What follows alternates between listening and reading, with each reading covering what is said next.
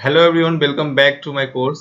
So guys, in this lecture we'll discuss about logarithmic function, and in last lecture we have discussed about type of function like constant function, logarithmic function, exponential function, polynomial function and trigonometric function, and we have discussed 13 type of functions.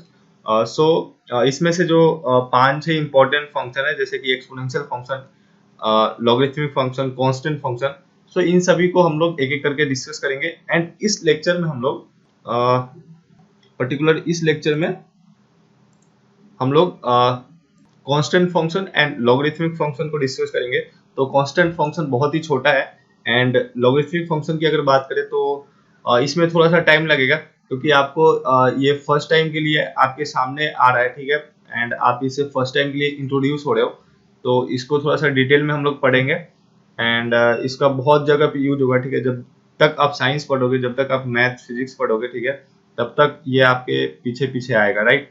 सो अभी अच्छे से पढ़ लेना and बहुत easy है, example के through अपन समझेंगे and formula 2-4 formula है, 4 फार्मूले से ज्यादा नहीं है इसमें, ठीक है, और इसी के ऊपर पूरा जो है फंक्शन बेस्ड है, लॉगरिथमिक फंक्शन बेस्ड है। सो इसको डिस्कस करेंगे एंड देन फिर उसके बाद हम लोग थोड़ा सा एक्सपोनेंशियल फंक्शन के बारे में डिस्कस करेंगे and we have discussed about modulus function और absolute value function and we have also discussed about trigonometric function, जो कि पहला लेक्चर जो हमारा था ट्रिग्नोमेट्रिक फंक्शन से ये स्टार्ट हुआ था। थोड़ा बहुत हम लोग डिस्कस करेंगे sigma function and greatest integer function इसके बाद, ठीक है, और इनवर्स ट्रिग्नोमेट्रिक फंक्शन जो कि आपके 12th में आने वाला है, right. So today lecture will discuss a constant function. So let's start today's lecture, that is constant function and logarithmic function, right. So पहला जो है constant function. So constant होता है क्या है, जैसे कोई भी रियल नंबर है, ठीक है, कोई फिक्स रियल नंबर, उसको अपन कांस्टेंट बोलते हैं। लाइक पाई हो गया, 3 हो गया, 2 हो गया, 2/3, √5, this is all about constant, ठीक है। तो ये सब कांस्टेंट है। अगर इसी को फंक्शन के टर्म में लिख दिया जाए, लाइक जैसे कि अगर आप इसको लिखते हो एफ ऑफ एक्स फंक्शन का सिंबल क्या होता है, हमने पहले लेक्चर जब फंक्शन स्टार्ट किया था वहां पे हमने पहले लेक्चर में फंक्शन का सिंबल ही देखा था कि इसका नोटेशन क्या है, राइट। सो फंक्शन को कैसे डिनोट करते हैं अपन, एफ ऑफ एक्स से लिख सकते हैं। अगर ये एक्स क्या है, एक इंडिपेंडेंट वेरिएबल है, ठीक है, और ये इसको पढ़ते हैं अपन एफ ऑफ एक्स या फिर फंक्शन ऑफ एक्स या फिर जी ऑफ एक्स बोल सकते हैं या फिर कैपिटल एफ ऑफ एक्स बोलते हैं, या फिर अपन वाई से भी फंक्शन को दिखाते हैं, लिखते हैं ना, y is equal to f of x is equal to x square plus 2x and so on, ठीक है। तो ये जो है फंक्शन का नोटेशन था। तो उसी तरह अगर कोई f of x is equal to constant लिख देते हैं अपन, ठीक है, f of x is equal to c for every x belongs to real number. इसका क्या मतलब है, जो एक्स है यहाँ पे इंडिपेंडेंट वेरिएबल है, वो रियल नंबर होना चाहिए, ठीक है। तो रियल नंबर के बारे में हमने पढ़ रखा है। तो रियल नंबर होता है क्या है, जितने भी नंबर है सिर्फ इमेजिनरी नंबर को छोड़ के, लाइक अगर रूट के अंदर माइनस आ जाए तो उसको अपन क्या बोलते हैं, रियल नंबर बोलते हैं अभी तक के लिए, ठीक है, जितना हमने पढ़ा है, राइट। सो रियल नंबर होना चाहिए, जो इंडिपेंडेंट वेरिएबल एक्स है वो रियल नंबर होना चाहिए, मतलब F of x is equal to C. अब सी यहाँ पे क्या है, 2, 4, 10, 15, 20, 25 कुछ भी हो सकता है, पाई हो सकता है, ठीक है, कोई भी कांस्टेंट हो सकता है। मतलब एफ ऑफ एक्स अगर सिंपल सा कांस्टेंट लिखा हो तो उसको अपन कांस्टेंट फंक्शन बोलेंगे, क्योंकि वो जो फंक्शन है वो कांस्टेंट को डिनोट कर रहा है, वो कांस्टेंट को दिखा रहा है कि ये कांस्टेंट है। So this will be constant function. मतलब लेट सी, अगर इस तरीके से डिफाइन करना चाहे, let c be a constant, let c be a fix real number, कोई फिक्स रियल नंबर हो जैसे 2, 4, 10, 15, ठीक है, या फिर पाई हो सकता है, कोई भी कांस्टेंट, ठीक है। तो उसको अगर f of x is equal to वो टर्म लिखा हो, वो कांस्टेंट लिखा हो for every x belongs to real number, तो उसको अपन बोलेंगे कांस्टेंट फंक्शन। अगर एग्जांपल के लिए देखें तो जैसा कि मैंने पहले ही बताया, यहाँ पे जैसे f of x is equal to pi है, ठीक है। सो ये कांस्टेंट है, पाई क्या है, कांस्टेंट है, एक कांस्टेंट है, इसका वैल्यू भी 22/7 होता है, वो रियल नंबर है, ठीक है, और ये कांस्टेंट है। एंड फिर f of x is equal to 2105, this all are constant function, okay. So next है लॉगरिथमिक फंक्शन। इसको बहुत ही ध्यान से पढ़ना है, इसमें थोड़ा सा टाइम लगेगा, 3-4 लेक्चर इसमें कवर करेंगे अपन, क्वेश्चन भी करेंगे, ठीक है। तो अपन स्टार्ट करते हैं लॉगरिथमिक फंक्शन। सो लॉगरिथमिक फंक्शन होता क्या है यार, देखो जैसे कि अपन ने a to the power x कुछ पावर वाला टर्म पढ़ा होगा, ठीक है, जैसे 2 स्क्वायर, 3 स्क्वायर, 9 होता है। तो इस तरीके से इसी के आसपास लॉगरिथमिक फंक्शन डिफाइन होता है, ठीक है, जिसको अपन एक्सपोनेंशियल फंक्शन बोलते हैं। जैसे 2 टू द पावर 3 लिखते हैं, तो मतलब यहाँ पे 2 क्या है, बेस है, एंड 3 क्या है, पावर है। तो उसी तरीके से एक एक्सपोनेंशियल फंक्शन डिफाइन होता है, और उसी एक्सपोनेंशियल फंक्शन का जो इनवर्स है वो लॉगरिथमिक फंक्शन होता है, या फिर वाइस वर्सा भी बोल सकते हैं कि जो एक्सपोनेंशियल फंक्शन है उसका जो इनवर्स है वो लॉग है, एंड जो लॉग का इनवर्स है वो क्या है, एक्सपोनेंशियल फंक्शन है। ठीक है, तो सिंपल सा अगर मैं लिखूं यहाँ पे 2 टू दी पावर 3, तो ये क्या है, 2 क्या है, बेस बोलते हैं इसको, ये क्या है, बेस है, एंड ये 3 क्या है, पावर है। ठीक है, बस सिंपल सा आप इतना ध्यान रखो कि 2 जो है बेस है, अगर यहाँ पे लिखा हो इस तरीके से, अगर पावर के टर्म में मतलब 2 स्क्वायर 3 स्क्वायर 4 स्क्वायर मतलब कुछ भी इस तरीके से पावर के टर्म में, तो जो नीचे वाला होता है वो बेस होता है, एंड ऊपर होता है पावर होता है। इतना तो पता है, ये 8th क्लास के बच्चों को भी पता होता है, राइट। सो अब लॉगरिथमिक फंक्शन इससे कैसे रिलेटेड उसको देखते हैं। सो सबसे पहले अपन लॉगरिथमिक फंक्शन को डिफाइन करते हैं कि होता क्या है। तो लॉगरिथमिक फंक्शन जो है पॉजिटिव रियल नंबर के लिए डिफाइन होता है। सो इफ फंक्शन अगर इस तरीके से लिखा हो f ऑफ x या फिर y is equal to log of x to the base a, इसको क्या पढ़ते हैं, y is equal to log of x to the base a, right. And यहाँ पे x जो है पॉजिटिव रियल नंबर होना चाहिए। पॉजिटिव रियल नंबर कहने का मतलब क्या है, 2 3 4 माइनस नहीं होना चाहिए। ठीक है, जितने भी रियल नंबर है उसमें से निगेटिव को छोड़कर सिर्फ पॉजिटिव। अब रियल नंबर क्या है ये पता होना चाहिए आपको, तो रियल नंबर वो नंबर है अगर इमेजिनरी नहीं हो। ठीक है, इमेजिनरी को छोड़ के जितने भी नंबर हो क्या है, रियल नंबर है, सिंपल सा बात है। जैसे रूट भी हो सकता है, इसमें सिर्फ रूट अंडर के अंदर माइनस नहीं होना चाहिए, रूट के अंदर माइनस नहीं होना चाहिए, तो वो सब क्या है, रियल नंबर है। अब उस रियल नंबर में सिर्फ पॉजिटिव रियल नंबर होना चाहिए, मतलब x belongs to r plus, मतलब x belongs to positive real number. ठीक है, तो ये पहला कंडीशन है किसका, लॉग के डिफाइन होने का। फिर दूसरा कंडीशन ये भी है कि a इज ग्रेटर देन 0। ये जो बेस है ये क्या बोलते हैं, इसको बेस बोलते हैं। ए क्या है, बेस है, जो यहाँ पे होता है उसको बेस बोलते हैं। ठीक है, ए हो सकता है, कुछ भी हो सकता है, जब क्वेश्चन करेंगे तो उसमें कुछ भी आएगा, ऐसा नहीं कि ए आएगा। ठीक है, तो उसको आपको देख करके चलना है कि जो यहाँ पे होगा उसको बेस बोलते हैं। एंड ये एक्स हुआ, तो ये एक्स क्या है, इंडिपेंडेंट वेरिएबल है। ठीक है, ये एक्स क्या है, इंडिपेंडेंट वेरिएबल है। सो ये इंडिपेंडेंट वेरिएबल जो है पॉजिटिव रियल नंबर से बिलोंग करना चाहिए, मतलब पॉजिटिव रियल नंबर होना चाहिए। एंड ये ए जो है बेस जो है ग्रेटर देन 0, ग्रेटर देन 0 मतलब निगेटिव नहीं होना चाहिए। ए जो है निगेटिव नहीं होना चाहिए, मतलब एक पॉइंट बना कि x मतलब इंडिपेंडेंट वेरिएबल और बेस ये दोनों पॉजिटिव होना चाहिए।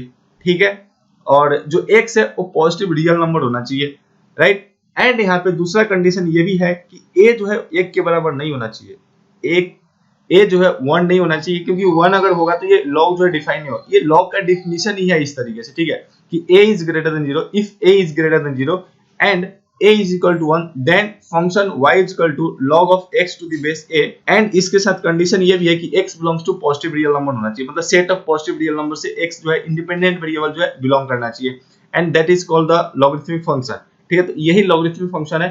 तो इस तरीके से भी इसको लिख सकते हैं, जैसे f of x यही है, y इज इक्वल टू क्या होता है, f of x, y को तो f of x बोलते हैं। एंड यहाँ पे y क्या है, हो गया ये dependent variable, DEPEN, dependent variable. किसके ऊपर डिपेंड कर रहा है, x के ऊपर, इसलिए इसको डिपेंडेंट वेरिएबल बोल रहे हैं। हमने फंक्शन के अंदर भी इसको देखा था कि डिपेंडेंट और इंडिपेंडेंट वेरिएबल क्या बोलते हैं। अगर आपको पता नहीं हो तो जा करके उस लेक्चर को देखो। ठीक है, फाइल लिस्ट के अंदर सारा लेक्चर पढ़ा है, राइट। एंड फिर x जो है यहाँ पे इंडिपेंडेंट वेरिएबल है, इंडिपेंडेंट वेरिएबल है। ठीक है, ये किसी के ऊपर डिपेंड नहीं कर रहा, ये सिंपल सा x का वैल्यू ही होगा जो कि रखने के बाद जो है y चेंज होगा। ठीक है, इसलिए अपन इसको डिपेंडेंट वेरिएबल बोल रहे हैं y को, राइट। तो ये हो गया अपना लॉगरिथमिक फंक्शन, मतलब हमने लॉगरिथमिक फंक्शन को डिफाइन किया। तो फिर से एक बार देख लेते हैं, if a is greater than 0, जो बेस है वो ग्रेटर देन 0 होना चाहिए, and is not equal to 1 होना चाहिए, मतलब 1 के बराबर नहीं होना चाहिए, then function y is equal to log of x to the base a, या फिर log x to the base a ऐसे पढ़ सकते हैं, log x to the base a and x belongs to positive real number, right। तो ये जो है, ये जो फंक्शन हुआ y is equal to log of x, इसको अपन बोल सकते हैं कि इसका बेस जो है a है, मतलब विथ बेस a। ये जो log है किसके साथ है, विथ बेस a। ये बहुत ज्यादा, ये x डिपेंडेंट वेरिएबल, तीन चीजें यहाँ पे डिपेंड बहुत ज्यादा इंपॉर्टेंट है, x independent variable and a base, and जो आपका डिपेंडेंट वेरिएबल y है o। ठीक है, इसी तीनों में जो है कन्वर्जन होता रहता है, एंड देन फिर अपन क्वेश्चन इसके साथ डील करते हैं, राइट। अगर यहाँ पे जैसे एक कंडीशन है एक दूसरा फंक्शन अपन डिफाइन कर रहे हैं, मतलब लॉगरिथमिक फंक्शन ही है लेकिन दो टाइप के लॉगरिथमिक फंक्शन होता है, उसको डिफाइन कर रहे हैं। तो ये जो है log x to the base a, ठीक है, ये सिंपल सा हमने लॉगरिथमिक फंक्शन को डिफाइन कर दिया। अगर यहाँ पे a is equal to e हो जाए, e क्या है, e एक कोई कांस्टेंट है, ठीक है, जिसका वैल्यू 2.37 होता है। आगे अपन देखेंगे थोड़ा सा इसको डिटेल में। तो if a is equal to e हो जाए then logarithmic function is denoted by what, y is equal to ln x, ln, ठीक है, ln x। तो यहाँ पे बेस e है लेकिन जब ln लिख दिया हमने तो बेस जो है वो छुप जाता है, मतलब दिखाई नहीं देगा। आप लिख भी सकते हो, नहीं भी लिख सकते हो, मतलब ln x हो जाएगा। ln x लिखा हो तो उसका मतलब क्या है, बेस e है वहां पे, ठीक है। ln x मतलब ln लिखा हो मतलब बेस वहां पे क्या है, e है, मतलब a की जगह पे e होगा। So a is equal to e मतलब y is equal to ln x। अब इसको क्या बोलते हैं, इसको अपन नेचुरल लॉग बोलते हैं, ठीक है, नेचुरल लॉग। आगे इसको देखेंगे, जस्ट हमने एक पॉइंट यहाँ पे रखा है कि अगर बेस e के बराबर हो जाए तो उसको अपन ln x बोलते हैं। इसको थोड़ा सा डिटेल में आगे देखेंगे, ठीक है। तो ये जो था लॉगरिथमिक फंक्शन का डेफिनेशन था। आगे अपन इसके बारे में थोड़ा सा फॉर्मूला देखेंगे। तो अगर एग्जांपल के तौर पे देखें तो y इज इक्वल टू, अगर यहाँ पे लिखा हो y is equal to log of x square plus 5 to the base a, इसको क्या पढ़ रहे हैं, y is equal to x square plus 5, ये वाला फंक्शन को पढ़ेंगे पहले। y is equal to log of या फिर लॉगरिथमिक ऑफ, तो अपन पढ़ रहे हैं y is equal to log of x square, जो भी फंक्शन होगा यहाँ पे x square plus 5 to the base a, या फिर विथ बेस a ऐसे भी पढ़ सकते हैं, मतलब y is equal to log of x square plus 5 to the base a, ठीक है। तो ये हो गया एक लॉगरिथमिक फंक्शन को ही हो गया। जस्ट अपन एग्जांपल ले रहे हैं अभी। अगर यहाँ पे if a is equal to e हो जाए, मतलब ये जो a है, ये बेस a है यहाँ पे इस फंक्शन का लॉग वाले का, a log g का, ठीक है, इसको अपन अगर e लिख देते हैं तो ये a log g जो है ln हो जाता है, सिंपल सा ln, स्मॉल n लिखेंगे, स्मॉल ln, ठीक है, ln। अब यहाँ पे जो फंक्शन है x स्क्वायर प्लस 5 लिख दो, तो a के जगह पे e आ गया यहाँ पे, तो यहाँ पे e दिखाई नहीं देता, वो छुप जाता है, ठीक है। तो इसलिए इसको अपन नेचुरल लॉग बोलते हैं। So y is equal to ln x square plus 5 हो जाएगा अगर बेस जो है e के बराबर हो तो, मतलब बेस जो है कोई कांस्टेंट नहीं रखे, कोई वैल्यू नहीं रखे, वो a जो है e हो गया, ठीक है। तो इसलिए वहां पे ln आ गया। आगे थोड़ा सा इसको डिटेल में देखेंगे अपन, कोई ज्यादा प्रॉब्लम वाली बात नहीं है, ठीक है। जैसा कि मैंने पहले भी बोला आपको कि जो लॉगरिथमिक फंक्शन है वो एक्सपोनेंशियल फंक्शन का इनवर्स है, या फिर ऐसे बोल सकते हो जो एक्सपोनेंशियल फंक्शन है वो लॉगरिथमिक फंक्शन का इनवर्स है, राइट। सो अब ये इनवर्स कैसे है इसको देखते हैं, पहले थोड़ा सा देख लेते हैं अपन। सो y इज इक्वल टू ऐसे लिखा हो log ऑफ ये x स्क्वायर प्लस 5 है, ठीक है, ये सिंपल सा, या इतना मत लो, जैसे कि यहाँ पे y is equal to log of x ले लो, सिंपल सा x to the base a है, ठीक है। तो इसका मतलब क्या है, ये जो a है ऐसे आ जाता है, a to the power y is equal to x, ये x जो है a जो है y के पावर में आ जाता है, सॉरी y जो है a के पावर में आ जाता है, मतलब ये जो है दोनों कन्वर्ट हो जाता है एक दूसरे में, ठीक है। इस तरीके से इसका प्लेस जो है बस रिप्लेस हो जाता है, चेंज हो जाता है, मतलब a to the power y is equal to x, ठीक है, मतलब ये x जो है is equal to a to the power y हो गया। तो ये क्या है, ये एक्सपोनेंशियल फंक्शन है, ठीक है। या फिर अगर आप ऐसे लिखते हो ln, ठीक है, तो यहाँ पे बेस कितना e है, अगर यहाँ पे मान लीजिए x है इज इक्वल टू y है, ठीक है, तो ये ऐसे हो जाएगा e to the power y, ठीक है, e ये वाला बेस टू द पावर जो भी डिपेंडेंट वेरिएबल वो, मतलब e to the power y is equal to x, ये क्या है, एक्सपोनेंशियल फंक्शन है। तो एक दूसरे में ये इंटरचेंज होता है, ठीक है, इसलिए अपन इसको इनवर्स बोल रहे हैं, मतलब लॉग फंक्शन जो है लॉग फंक्शन जो एक्सपोनेंशियल फंक्शन का इनवर्स है, या फिर एक्सपोनेंशियल फंक्शन जो है लॉग फंक्शन का इनवर्स है, ठीक है। तो इस तरीके से ये इंटरचेंज होता है। आगे अपन इसको क्वेश्चन में यूज करेंगे, काफी टाइम ये यूज होगा, ठीक है। तो इसको ध्यान से रखना कि कैसे इंटरचेंज होता है। जो बेस है ना, बेस के पावर में डिपेंडेंट वेरिएबल आ जाता है, ठीक है, बस इतना है। और जो इंडिपेंडेंट वेरिएबल है वो तो मतलब x is equal to e to the power y इस तरीके से हो जाता है, ठीक है। तो कैसे इंटरचेंज होता है वो अगर नहीं समझ में आया तो आप कमेंट कर देना, मैं वहां पे आपको ट्राई करूंगा कि समझा दूं, जैसे भी आप समझना चाहो, ठीक है। तो फिर आगे बढ़ते हैं अपन। ओके, सो सो हमने जैसे कि देखा y is equal to log of x to the base a। अब इसको कैसे पढ़ते हैं ये मैं बता चुका हूँ। So y is called the logarithmic of x to the base a। इसको ऐसे पढ़ते हैं, y इज कॉल्ड, ये y जो है log of x है, log of x मतलब y is log of x to the base what a, to the base a। जो भी बेस होगा, जो भी a के जगह पे जो भी होगा उसको अपन पढ़ेंगे, ठीक है। तो टू द बेस a मतलब log of x मतलब x का log एंड बेस कितना a, मतलब बेस उसका a है, ठीक है। तो इसलिए इसको पढ़ रहे हैं log of x, logarithmic of x to the base a, ठीक है।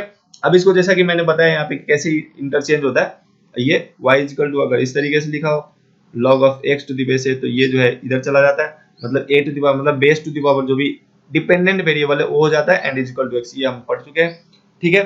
आगे क्या है, ये बहुत ही इंपॉर्टेंट पॉइंट है, logarithmic are defined only for positive real number, जैसा कि हमने लास्ट में देखा यहाँ पे।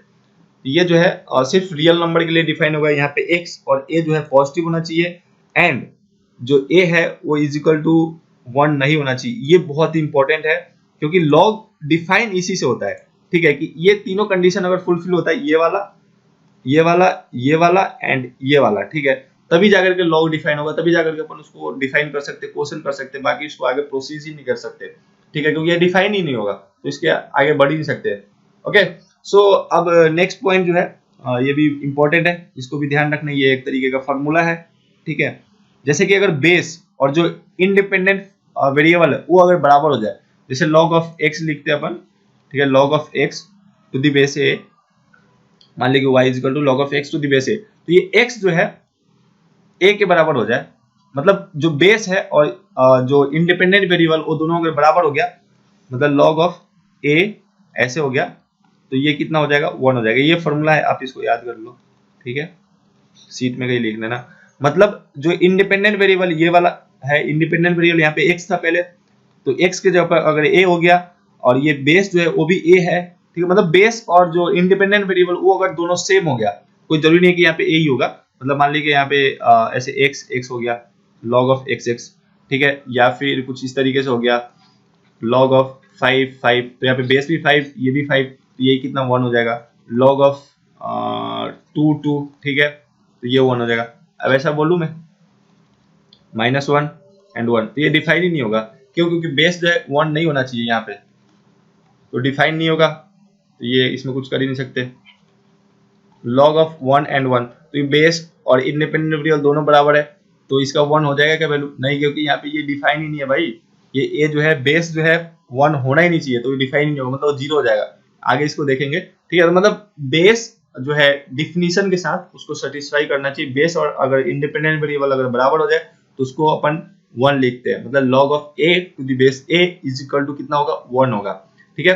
log of a to the base a is equal to 1, तो इसका मतलब क्या है कि log ऑफ एनी नंबर जैसे 5, 10 कुछ भी लिख रहे हैं, ठीक है, log of any number and its base are equal, अगर log हो, ठीक है, किसी भी नंबर का log हो, ठीक है, और उसका बेस जो है इक्वल हो, मतलब log of 5 to the base 5, ठीक है, वो दोनों बराबर है, देन इट्स वैल्यू इज 1, ठीक है, मतलब if log of any number and its base are equal then its value is 1, ठीक है, इसको याद रखना, मतलब log of a to the base a is equal to 1, मतलब दोनों का बेस और जो इंडिपेंडेंट वेरिएबल दोनों बराबर हो जाए तो उसको अपन 1 बोलेंगे, वो 1 के बराबर होता है। इसको आगे देखेंगे कि ये फॉर्मूला है। सो नेक्स्ट जो है कुछ इस तरीके से, कोई भी बेस हो लेकिन अगर उसका इंडिपेंडेंट वेरिएबल अगर 1 हो जाए तो उसका वैल्यू क्या होगा, 0 होगा, मतलब log of 1 to the base a is equal to 0।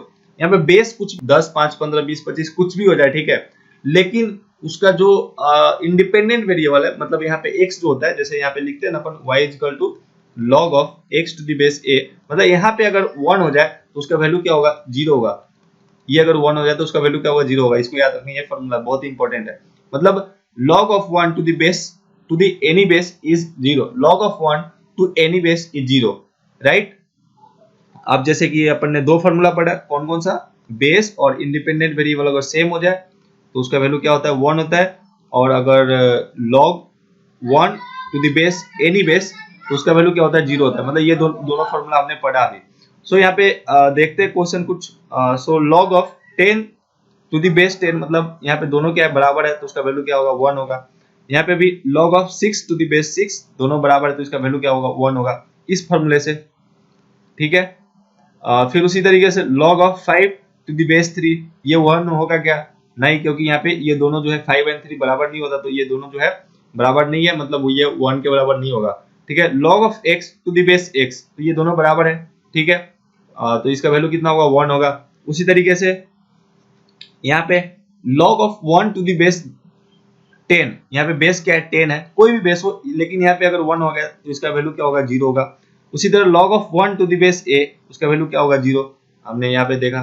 ठीक है, तो इस तरीके से अपन इन दोनों फॉर्मूला को याद कर सकते हैं, और इसको याद रखना क्योंकि ये बहुत इंपॉर्टेंट है, आगे क्वेश्चन में यूज होगा बराबर। ठीक है, फिर नेक्स्ट जो फॉर्मूला है, पहला फॉर्मूला प्रोडक्ट फॉर्मूला है, बहुत ही इंपॉर्टेंट फॉर्मूला है, तो इसको अपन नेक्स्ट लेक्चर में कंटिन्यू करेंगे। एंड प्रोडक्ट फॉर्मूला पढ़ेंगे, क्वोशिएंट फॉर्मूला पढ़ेंगे, पावर फॉर्मूला पढ़ेंगे, बेस चेंज फॉर्मूला पढ़ेंगे, एंड थोड़ा सा 4-5 इंपॉर्टेंट पॉइंट है लॉग के बारे में, एंड देन फिर type of log, and then फिर अपन क्वेश्चन पे जाएंगे। ठीक है, उसके बाद फिर लॉग फंक्शन जो है खत्म हो जाएगा, एंड देन फिर आगे अपन एक्सपोनेंशियल फंक्शन के बारे में थोड़ा सा पढ़ेंगे। सो गाइज, अगर आप इस चैनल पे फर्स्ट टाइम के लिए आओ तो प्लीज डू सब्सक्राइब, एंड अपने दोस्तों के साथ इस वीडियो को शेयर कर देना। जो भी बच्चे 11th में है, 12th में है, या फिर जेई और नीट की प्रिपरेशन करना चाहते हैं, तो उनके साथ इस वीडियो को शेयर कर दो, एंड सब्सक्राइब कर देना, लाइक कर देना। अगर कोई भी प्रश्न हो, कोई भी क्वेश्चन हो, ठीक है, तो आप कमेंट बॉक्स में लिख सकते हो। I am here to give answer, right. So guys, thank you very much for watching and have a nice day.